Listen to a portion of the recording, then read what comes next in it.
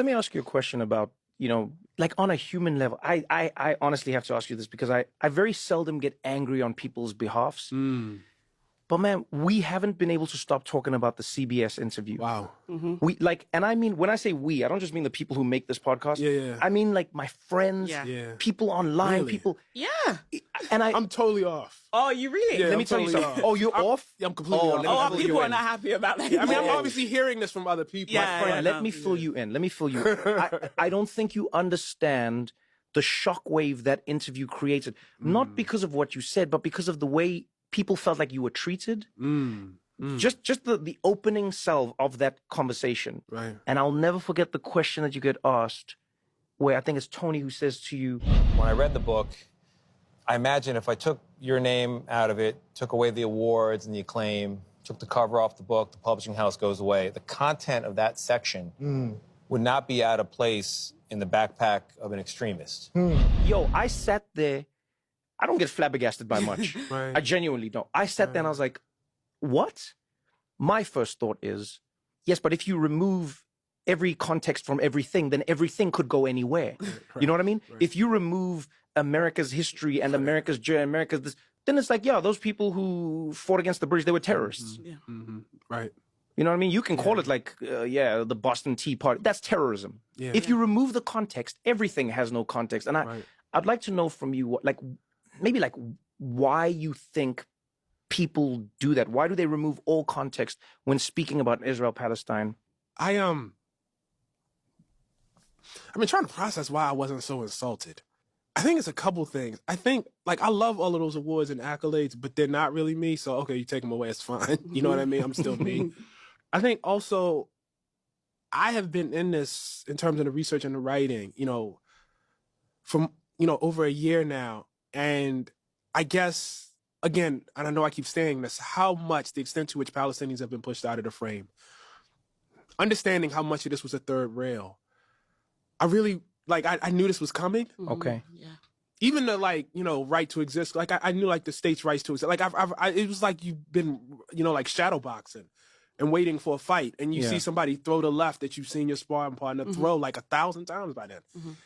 And I figured at some point it was going to be a fight. I didn't know it was going to be right then, but I figured at some point it was going to be a fight. I want to say something that actually is really important. The thing that went wrong in that interview more than anything, as far as I'm concerned, is Gayle King is a great journalist and a great interviewer.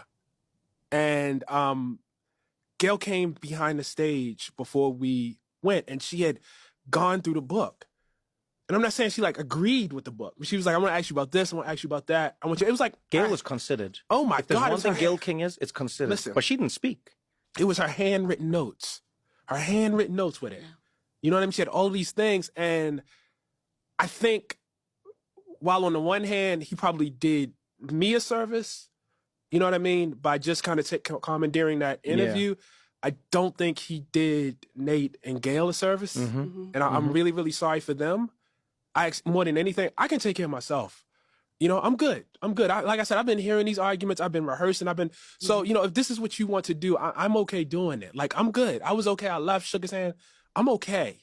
Don't cry for me. I'm sure, that interview will sell a lot of books, because the fact of the matter is that reaction is actually endemic of what I'm actually writing about. Yeah, it is. There is no way in the world you can imagine a journalist who took the other side of that coming on here and somebody saying, if we took away the cover, if we took away the awards, I feel like I would find this in the backpack of a settler colonialist. Yeah. You can't even imagine that. Yeah, that framing just wouldn't it doesn't exist. It's Yeah. like 10 steps that need to happen before, and they aren't there. They aren't even there.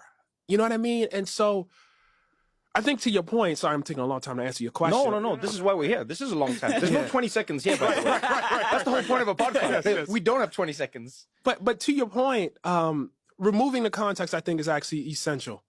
You know what I mean? Because if you start asking why, then you really, really start to get into trouble. I mean, one of the things I've really tried to maintain, both personally and in my public presentation, is obviously my great horror at, maybe not obviously, but my great horror at October 7th. Right. The fact that I don't say that perfunctorily, but I say it because at the core of my politics is human life. Yeah. And human life really, really matters to me. And thus, by that same token, if human life matters on October 7th, it should have mattered on October 6th and October 5th too. And understanding that it didn't.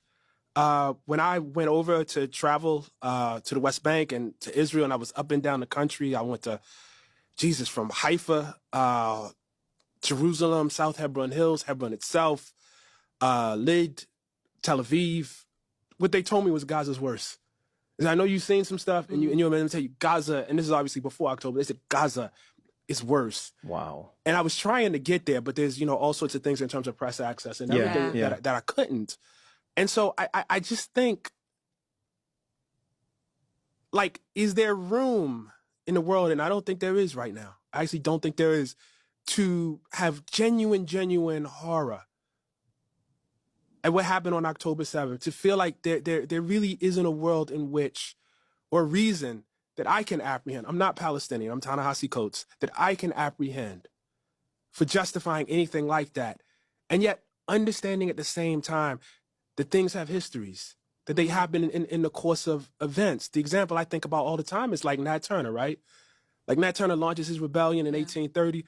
This man slaughters babies in their cribs. You know what I mean? Like, and I've like done this this experiment for myself over and over. Does the degradation and dehumanization of slavery make it so that you can look past something like that? And I try to imagine, and I think I can accurately imagine as much as possible, that there were enslaved people, no matter how dehumanized, that said, this is too far. Yeah. I can't do that. Now, here's the flip side of it. And I haven't said this out loud, but I think about it a lot. Were I 20 years old, born into Gaza, which is a giant open-air jail, and what I mean by that is if my father is a fisherman and he goes too far out into the sea, he might get shot by somebody off of, the side of Israeli boats. If my mother picks the olive trees and she gets too close to the wall, she might be shot. If my little sister has, cancer and she needs treatment because there are no, facilities to do that in Gaza, and I don't get the right permits, she might die. And I grow up under that oppression and that poverty, and the wall comes down. Am I also strong enough, or even constructed in such a way where I say, this is too far? I don't know that I am. I don't know that I am. And I just wish we had room to work through that. You know what I mean? And to think about that and to talk about that. And I think that is not unique to Israel. That is not unique to Palestine. That is not unique to Zionism. That is human history. That's human beings. I always tell people, they think if they lived in the time of slavery that they would not have been enslavers. And I always tell them, you would have. You would have, because it's a system. Yeah. And most human beings, we exist within, we exist within the context. System. Yeah, we do. Within context. And without that, you know what I mean? This idea that there can be some triumphant, heroic individual who's going to go above and beyond, that's not a real thing. That's not history. We're going to continue this conversation right after this short break.